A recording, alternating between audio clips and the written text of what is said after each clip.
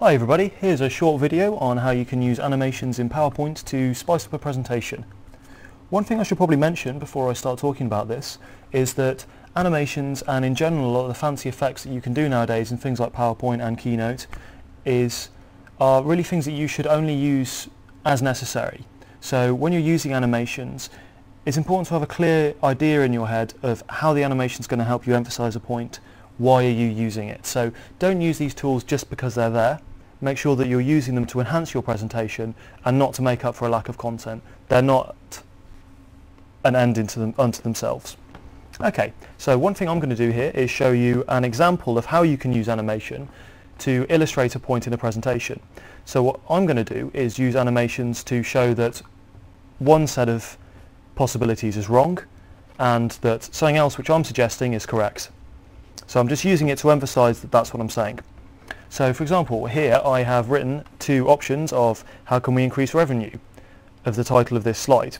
So what I'm going to do is put in an animation that puts a big cross in front of this with a big red no and then flies in the correct options. So firstly what I need to do is make everything that I want to appear on this slide regardless of the point at which it appears, whether it appears first or where it appears later. To do this I am first going to make the big red cross and the big red no. So I'll go to home. I'll make the cross out of two lines, so I'll click on a line here and I'll draw a line across. So that's a bit thin, it's not very clear, so I'll right click on it, go to format shape, increase the thickness and change the line colour to black. Okay, excellent, let's do that again with another line.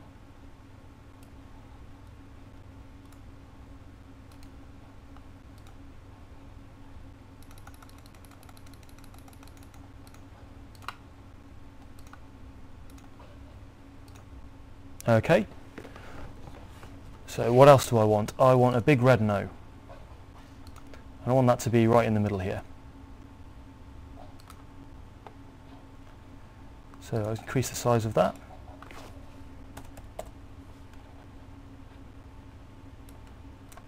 Make it bold and make it red.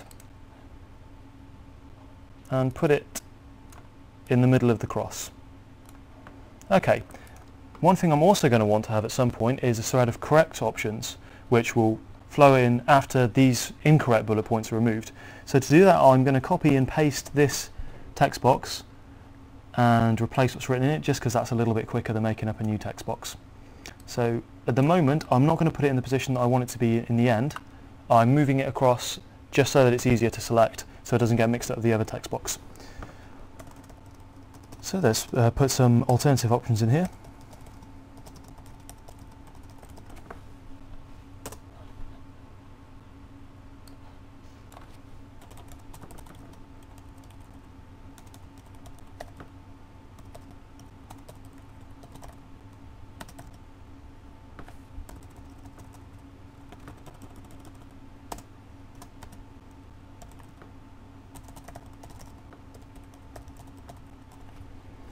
Okay, so now I've got everything that I want to appear on the slide at some point. So now I'm going to animate it.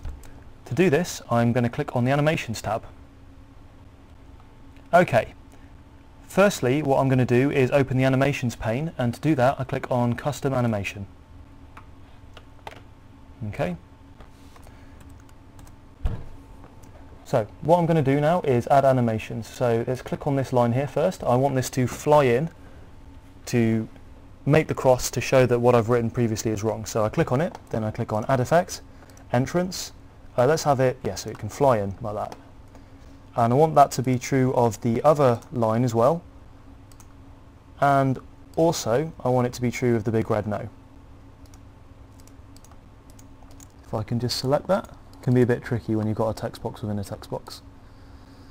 So I'll move that about, select that, there we go. Entrance, fly in. Okay, excellent. Okay, so now I'll quickly go to play to see how that would look. You can see what's happening there is they're all flying in one after the other. Now that's not actually what I want to happen, I want them to fly in as one.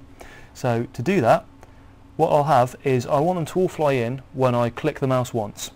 So the first one I want to be on click, that's fine, but then the other two, instead of being on click, I'll set to with previous. So now if I go to slideshow, so this is the way you view it if you actually want to see how your clicks have an effect rather than just running through them automatically. There we go, they all come in at once, excellent. Okay, so now what do I want to happen? I also want this text box, sorry, not that one, this one. I want that one to fly out as well once I've established that it's incorrect. So I'll go to exit and click on fly out. And then I also want the cross that I've made and the big red no to also fly out. So I'll put exits on that.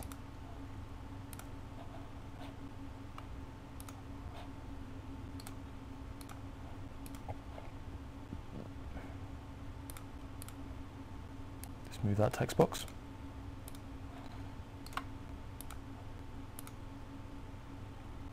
Okay.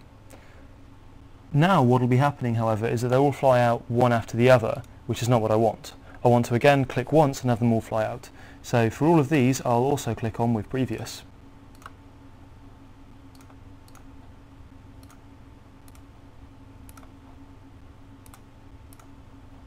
Okay.